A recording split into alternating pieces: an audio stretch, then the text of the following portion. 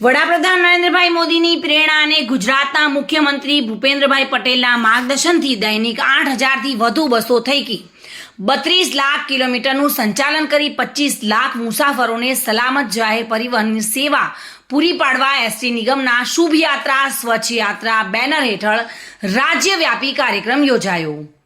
સ્વચ્છતા અભિયાન અંતર્ગત પાલનપુર વિભાગના વિભાગીય નિયામક કિરીટભાઈ ચૌધરીના માર્ગદર્શન હેઠળ આજે થરાદ ડેપો ખાતે Tharad depot manager KP Chauhan દ્વારા ત્રીજા પખવાડિયાના કાર્યક્રમ અંતર્ગત વૃક્ષારોપણ કરવામાં આવ્યું, જેમાં થરાદ એસટી ડેપો ખાતે અલગ અલગ જગ્યાએ વૃક્ષના છોડવા વાવેલ તેમજ ઓફિસોની અંદર કુંડાની અંદરના છોડ લાવી જે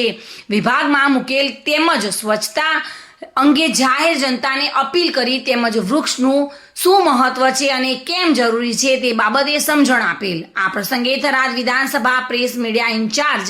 હાજાજી Rajput, Kashirambhai Purohit, Manubhai Trivedi, Tharad depot society director Dineshbhai Patel તેમજ અન્ય સ્ટાફ મિત્રો તેમજ જાહેર જનતા હાજર રહેલ। એક માસ સુધી ચાલનાર આ અભિયાન અંતર્ગત એસટી બસ ડેપો ખાતે વૃક્ષારોપણ, રક્તદાન શિબિર, સ્વચ્છતા કામગીરી, રક્તદાન શિબિર, ઇનામ વિતરણ, વોલ પેઇન્ટિંગ અને તેને લગતા કાર્યક્રમો યોજવામાં આવશે।